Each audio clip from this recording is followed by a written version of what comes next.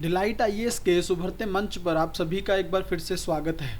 तो एक बहुत ही इम्पोर्टेंट न्यूज़ इन दिनों में निकलकर सामने आई है। न्यूज़ ये है कि अमेरिका ने पाकिस्तान के लिए एक बहुत बड़ा ऐलान किया है। 2018 से जो चीज़ें ट्रंप प्रशासन ने रोकी थी, अब उसको बाइडेन प्रशासन ने शुरू कर दिया है।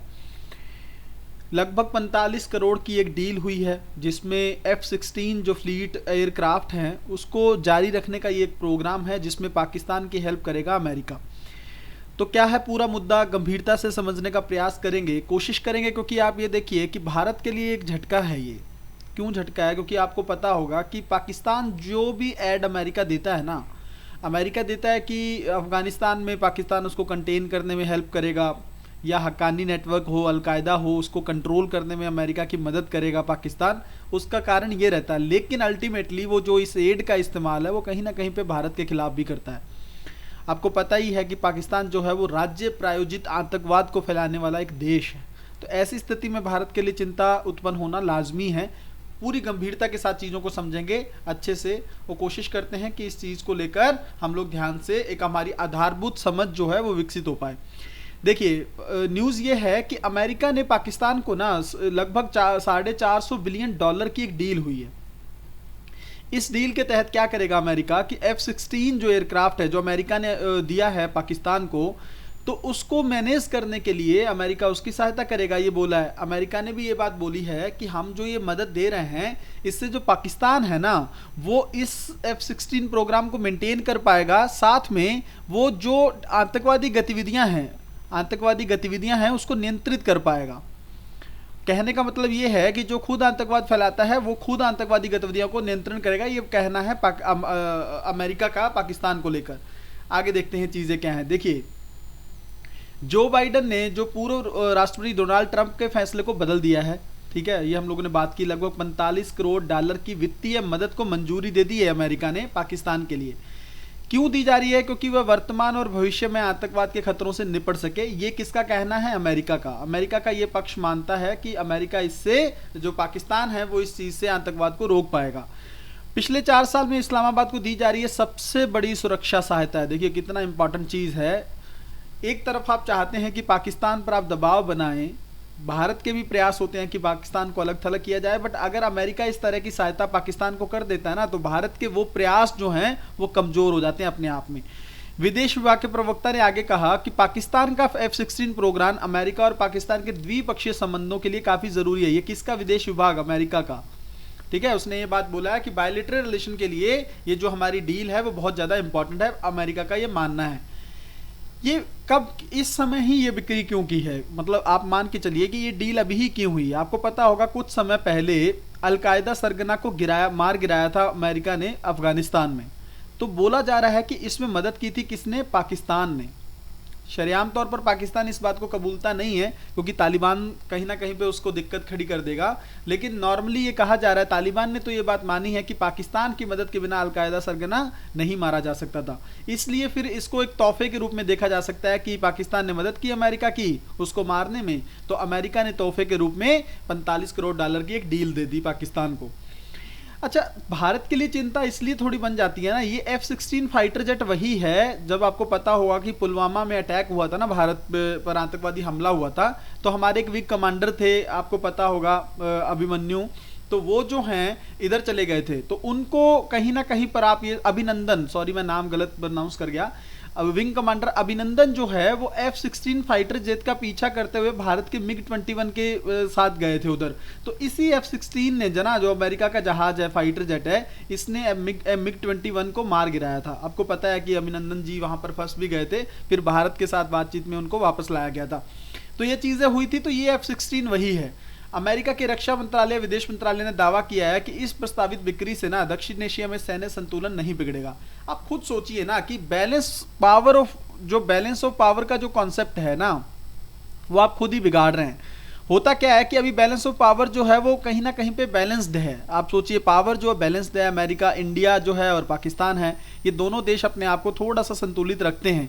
ऑलरेडी पाकिस्तान के पास परमाणु हमला करने की क्षमता आ चुकी है, तो वो हमेशा भारत को धमकी भी देता रहता है। तो भारत के लिए ये कहीं ना कहीं पे अमेरिका एक चिंता खड़ी नहीं कर रहा है। आप सोचिए सैन्य संतुलन जो है, शक्ति संतुलन जो है वो आप खुद बिगाड़ रहे हैं, फिर आप कह रहे हैं कि ये बिगड़ेगा नहीं। कैसे नहीं बिगड़ेगा, आप इसको ज्यादा मजबूत करने का प्रयास कर रहे हैं। कारण क्या है, अमेरिका ऐसा क्यों कर रहा है? क्योंकि अमेरिका को यह लगता है कि भारत जो है वो रूस का पीछा नहीं छोड़ रहा है, ठीक है ना। रूस का आपको पता है, यूक्रेन के वॉर में कई बार हम लोगों ने चर्चा की है ये कि किस तरह से भारत जो है वो एब्सेंट रहता है रूस के खिलाफ प्रस्तावों में। तो अमेरिका ये चाहता है कि भारत जो है वो रूस का थोड़ा सा पाला कमजोर करे और अमेरिका के फेवर में आए। इसलिए कहीं ना कहीं पे अमेरिका जो है वो पाकिस्तान के साथ रिश्ते मजबूत कर रहा है। तो भारत के लिए तो देखो एक दोनों तरफ से चुनौती है ना, कि अगर भारत रूस छोड़ता है तो हमारा पुराना मित्र हम खो देंगे। और अमेरिका पे आप भरोसा कर सकते हो। आप सोचिए ये वही अमेरिका है जो क्वाड में भारत के साथ है ना, क्वाड में भारत के साथ है, I2U2 में भारत के साथ है, और इधर क्या कर रहा है, पाकिस्तान के साथ इस तरह की डील कर रहा है। तो ऐसे दोगले देश पर क्या आपको लगता है कि हम भरोसा कर सकते हैं? तो भारत के लिए भरोसेमंद मित्र कौन सा है? रूस ही तो है ना। क्योंकि 1971 में यही एक देश था जो हमारे लिए परमाणु बेड़ा जिसने भेजा था हमें बचाने के लिए। तो किस तरह से अमेरिका पे ट्रस्ट किया जा सकता है? लेकिन कहीं ना कहीं पर हमारे लिए चुनौतियां तो देखो है ही, क्योंकि अब पाकिस्तान का मजबूत होना हमारे लिए थोड़ा सा चिंताजनक हो जाता है। आगे देखते हैं।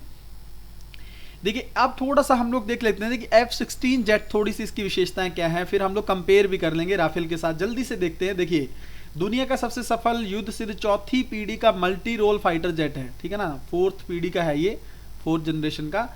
यूएसए द्वारा 1973 में उसका उत्पादन शुरू किया गया था, ठीक है। सिंगल इंजन एयरक्राफ्ट है, 4600 से अधिक इकाइयां इसकी बन चुकी हैं, ठीक है।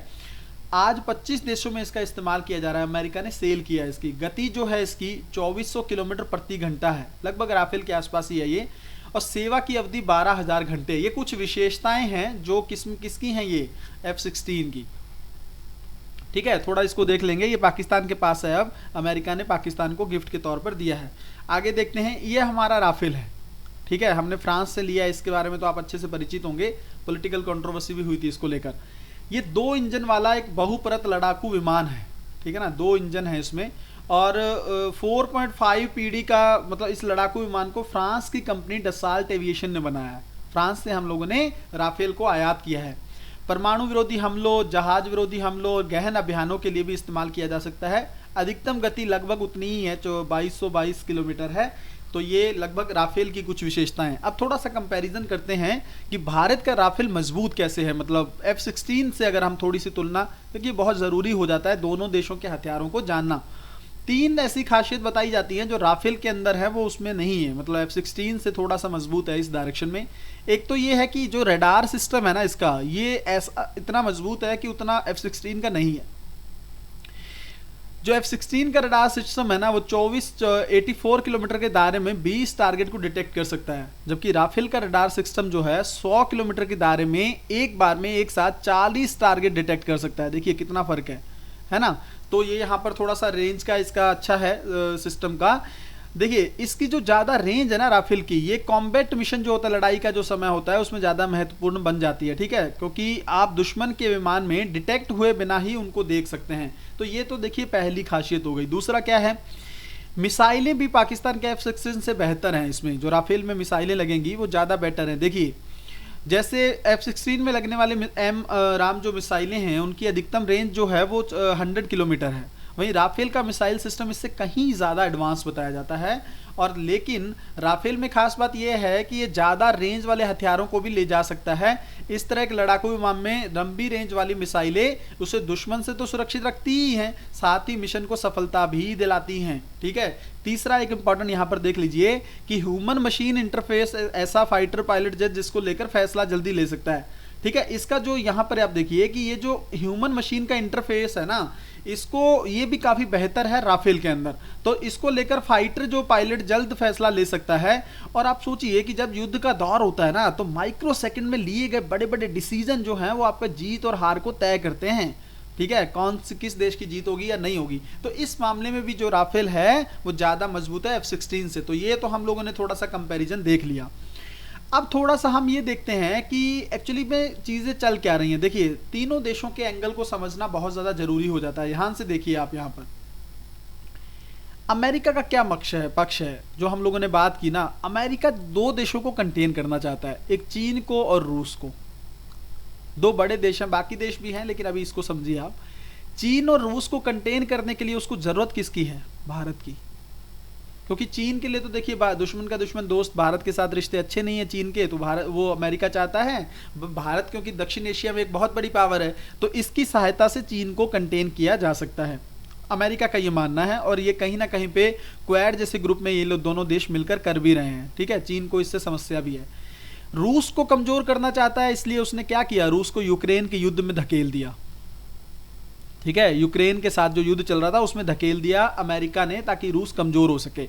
इसमें भारत ने बहुत ज्यादा अमेरिका का साथ नहीं दिया, क्योंकि प्रस्ताव आए थे रूस के विरुद्ध। ठीक है, तो भारत जो है वो उनमें ज्यादातर क्या रहा, एब्सेंट रहा, मतलब मतदान नहीं किया रूस के खिलाफ। तो ये चीज़ अमेरिका को अच्छी नहीं लगी। दूसरी चीज़ ये है कि रूस जो है, आपको पता है कि चीन के साथ उसका बहुत गहरा गठजोड़ है। आप मान सकते हैं कि कहीं ना कहीं पे दोनों देश अमेरिका के खिलाफ ही काम करते हैं। तो ऐसी स्थिति में रूस भारत का पुराना मित्र है, मैंने बताया कई बार आप लोगों को। तो पुराना मित्र है, ये चीज़ भी अमेरिका को अच्छी नहीं लगती, क्योंकि हम क्या करते हैं ना, रूस से बहुत सारा डिफेंस आयात करते हैं। रक्षा का जो आयात है हमारा, वो रूस से हमारा ज़्यादा होता है। तो ये चीज़ अमेरिका को लगता है कि आप ये इससे कम करके ना, रूस से कम करके आप यूएसए से ज़्यादा इंपोर्ट करिए। फॉर एग्जाम्पल आप यहाँ पर देखेंगे S-400 डील हुई, इसको लेकर यूएसए ने बहुत उत्पात मचाया ना। तो फाइनली भारत ने ये बोला कि देखिए, हम रणनीतिक स्वायत्तता का पालन करेंगे, आपके दबाव में हम रूस से S-400 डील को कैंसिल नहीं करेंगे। ठीक है, तो इसलिए आप देख सकते हैं कि वो चाहता है कि रक्षा आयात अमेरिका से ज़्यादा हो। इन सब चीज़ों को लेकर ना वो भारत पर दबाव बनाने का प्रयास करता है। इसलिए वो देखता है कि भारत की दुखती नब्ज क्या है, तो फिर वो पाकिस्तान को सपोर्ट करता है। जब भारत नहीं सुनता है ना उसकी कोई बात, तब वो पाकिस्तान को सपोर्ट करने लगता है। इससे क्या होता है कि भारत को थोड़ी सी, भारत की मजबूरी बन जाती है अमेरिका के साथ रिश्ते अच्छे करना। पाकिस्तान का उद्देश्य आपको बहुत अच्छे से पता है, क्या चाहता है वो, भारत को में आतंकवाद का विस्तार करना। ठीक है ना, भारत को आतंकवाद से परेशान करना एकमात्र उद्देश्य है पाकिस्तान का। ठीक है, उसको ये फर्क नहीं पड़ता कि उसके देश में अर्थव्यवस्था कैसी है, उसके देश में अभी बाढ़ जैसे हालात हैं, कोई फर्क नहीं पड़ता उसको सिर्फ एक फर्क पड़ता है कि भारत की क्या हालत है। भारत अगर सुकून में है तो मैं उसको थोड़ा सा चिंता में डाल सकूं, ये इसका उद्देश्य है। इसके लिए ये कभी भी किसी का भी फेवर ले सकता है, चाहे अमेरिका हो, रूस हो, चीन हो, कोई भी हो। भारत क्या चाहता है? भारत का आप समझते हैं ना कि हम चाहते हैं कि वैश्विक स्तर पर हम एक विकसित देशों की श्रेणी में आए, और साथ में हमें विकसित बनना है ना। तो इसके मामले में हमारी अर्थव्यवस्था तो अच्छा कर ही रही है, लेकिन साथ में हमें थोड़ा देखना है कि वैश्विक स्तर पर चीन हमें दिक्कत करता रहता है, उसको थोड़ा काउंटर करना है। तो भारत का एक मत ये हो जाता है कि चीन को थोड़ा सा बैलेंस रखा जाए। उसके के लिए भारत को जरूरत किसकी है? अमेरिका की, क्योंकि रूस तो देखिए चीन का दोस्त है ना, चीन का मित्र है रूस, तो रूस तो चीन के खिलाफ जाएगा नहीं। तो एक ही पावर है जो अमेरिका जो है, जो रूस के खिलाफ, इसके चीन के खिलाफ जा सकती है। तो भारत अमेरिका के साथ संबंध मजबूत करता है। भारत की मजबूरी यहाँ पर संबंध मजबूत करना भी हो जाता है। वैसे भी अभी तक सुपर पावर अमेरिका ही है, तो ऐसी स्थिति में हम अमेरिका के साथ रिश्ते खराब भी नहीं कर सकते। WTO जैसे बड़े बड़े प्लेटफॉर्म पे अमेरिका हमें दिक्कत खड़ी कर देता है, ठीक है, वर्ल्ड ट्रेड ऑर्गेनाइजेशन में। तो ऐसी स्थिति में भारत के लिए चिंता जो सबसे बड़ी है वो ये है कि एक तरफ अमेरिका और ब्रिटेन जैसे देश हैं, फ्रांस, ठीक है, एक तरफ है रूस, चीन, ईरान जैसे देश। तो बैलेंस कैसे किया जाए? भारत को तो दोनों से रिश्ते अच्छे रखने हैं ना, हमें क्यों फालतू में किसी एक से दुश्मनी लेनी है? क्योंकि ये हमारा पड़ोसी है, ये हमारा पुराना मित्र है, इससे हमारा तेल का आयात होता है, ठीक है। यूएसए सुपर पावर है, यूके के साथ हमारे अच्छे रिश्ते हैं, फ्रांस हमारा बहुत ज़्यादा रक्षा आयातक के तौर पर, और वैसे भी विदेश नीति के मामले में भी फ्रांस का सपोर्ट बहुत ज़्यादा भारत को मिलता है। तो क्या चिंता है भारत के लिए? संतुलन सबसे बड़ी चुनौती है। तो अब भारत को देखना होगा कि भारत, हालांकि ऑफिशियल कोई बयान नहीं आया अमेरिका की इस मदद पर, लेकिन आगे चल के देखते हैं कि भारत किस तरह से, भारत को चाहिए कि अपनी चिंताएं जो है वो दर्ज कराए अमेरिकी प्रशासन के समक्ष, क्योंकि इस तरह से अगर वो मदद करेंगे तो फिर हमारे देश में आतंकवाद संबंधी चिंताएं जो हैं वो बढ़ती चली जाएंगी। तो इस तरह से हम लोगों ने पूरे मुद्दे को बहुत ही गहराई से समझने का प्रयास किया। आप लोग टेलीग्राम ज्वाइन कर सकते हो PDF वगैरह के लिए, ठीक है। तो मिलते हैं अगली वीडियो में, तब तक अपना ध्यान रखिए, अपनी पढ़ाई को बहुत अच्छे से करते रहिए। Thank you so much.